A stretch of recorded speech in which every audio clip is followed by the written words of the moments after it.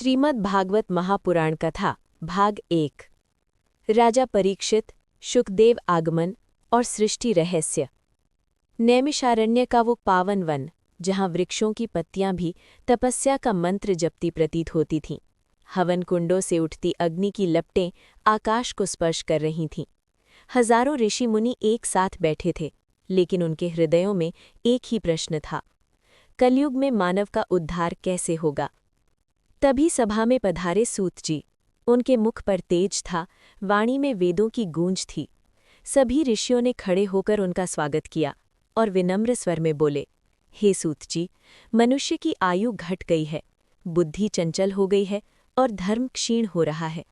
ऐसे समय में कौन सा धर्म सबसे सरल, सबसे पवित्र और सबसे प्रभावशाली है। सूत जी ने शांत स्वर में कहा, जिस कथा को स्वयं शुकदेव ने राजा परीक्षित को सुनाया, वही कथा कलयुग के अंधकार में दीपक है। वही है श्रीमद् भागवत कथा, और यहीं से प्रारंभ होती है ये दिव्य गाथा। राजा परीक्षित का जन्म। महाभारत युद्ध समाप्त हो चुका था। पांडवों की विजय के बाद पृथ्वी ने शांति की सांस ली, लेकिन युद्ध का विष अभी भी शेष था।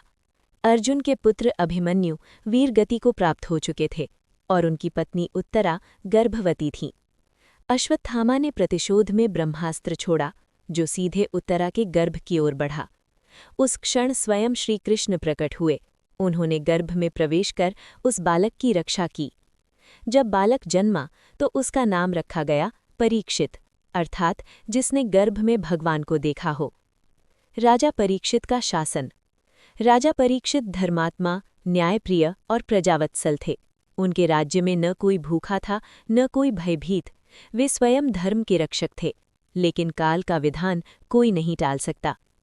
एक दिन शिकार के दौरान राजा को अत्यधिक प्यास लगी। वन में भ्रमण करते करते वे महर्षि शमीक के आश्रम पहुंचे। ऋषि समाधि में लीन थे। राजा ने कई बार पुकारा, पर कोई उत्तर न मिला। अज्ञानवश, क्रोध और थकान में राजा ने एक मृत सर्प उठाकर ऋषि के गले में डाल दिया और वहां से चले गए। शाप की घटना। कुछ समय बाद ऋषि शमीक के पुत्र श्रृंगी वहां पहुंचे। पिता की ऐसी अवस्था देखकर उनका हृदय क्रोध से भर गया। उन्होंने बिना पूरे सत्य को जाने राजा परीक्षित को शाप दे दिया। 7 दिन के भीतर तक्षक नाग के दंश से राजा की मृत्यु होगी। जब शमीक ऋषि को ये ज्ञात हुआ, तब उन्होंने कहा, पुत्र, ये शाप बहुत कठोर है, पर शाप लौटाया नहीं जा सकता था। राजा परीक्षित की वैराग्य भावना। जब राजा परीक्षित को शाप का समाचार मिला, तो न उनके मुख पर भय था, न पश्चाताप। उन्होंने कहा, ये प्रभु की ही इच्छा है। 7 दिन का समय मुझे आत्मकल्याण के लिए मिला है। उन्होंने तुरंत राज्य त्याग दिया, राजसी वस्त्र उतारे और गंगा तट पर जाकर कुशा पर बैठ गए। उन्होंने निश्चय किया कि अब मेरा जीवन केवल भगवान की कथा सुनने और स्मरण करने के लिए है। शुकदेव जी का दिव्य आगमन। गंगा तट पर देश विदेश से ऋषि मुनि एकत्र हो गए। तभी अचानक आकाश से दिव्य शांति उतर आई। एक युवा योगी प्रकट हुए, नग्न देह, तेजस्वी मुख, नेत्रों में ब्रह्म ज्ञान। वे थे महर्षि वेदव्यास के पुत्र शुकदेव। राजा परीक्षित ने उठकर प्रश्न किया, हे महात्मन, मृत्यु सामने खड़ी हो तो मनुष्य को क्या करना चाहिए। शुकदेव जी ने उत्तर दिया, मृत्यु का भय तभी तक है जब तक मन संसार में है। यदि मन भगवान में लग जाए तो मृत्यु मोक्ष का द्वार बन जाती है। और उसी क्षण प्रारंभ हुई श्रीमद् भागवत कथा। सृष्टि का रहस्य। शुकदेव जी ने कहा, सृष्टि के आरंभ में न दिन था, न रात, न आकाश था, न पृथ्वी, केवल नारायण थे। वे क्षीर सागर में शेषनाग पर योग निद्रा में लीन थे। उनकी नाभि से एक दिव्य कमल प्रकट हुआ, जिससे ब्रह्मा उत्पन्न हुए।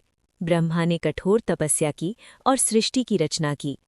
पंच महाभूत, इंद्रियां, मन, बुद्धि और अहंकार। लेकिन जीवात्मा माया में बंध गई, और इस बंधन से मुक्ति का मार्ग केवल एक है, भक्ति। भागवत का महात्म्य। शुकदेव जी ने कहा, जो व्यक्ति श्रद्धा से भागवत सुनता है, उसके पाप जल जाते हैं। जो भागवत का स्मरण करता है, उसके जीवन में वैराग्य आता है, और जो भागवत को जीता है, वो जीवन मुक्त हो जाता है। राजा परीक्षित ध्यान मग्न होकर सुनते रहे। 7 दिन 7 रात, न नींद न भूख, केवल कथा। भाग 1 का समापन। सूत जी ने नैमिषारण्य में कहा, हे ऋषियों, ये तो केवल प्रथम स्कंद की भूमिका है। आगे ध्रुव, प्रहलाद, वामन और स्वयं श्री कृष्ण की अमर लीलाएं प्रकट होंगी। समापन संदेश। ये थी श्रीमद् भागवत महापुराण कथा भाग 1। यदि आपको ये पावन कथा प्रिय लगी हो तो चैनल को सब्सक्राइब करें, वीडियो को लाइक करें और इस कथा को अधिक से अधिक लोगों तक पहुंचाएं ताकि कलयुग में भी भक्ति का प्रकाश फैल सके।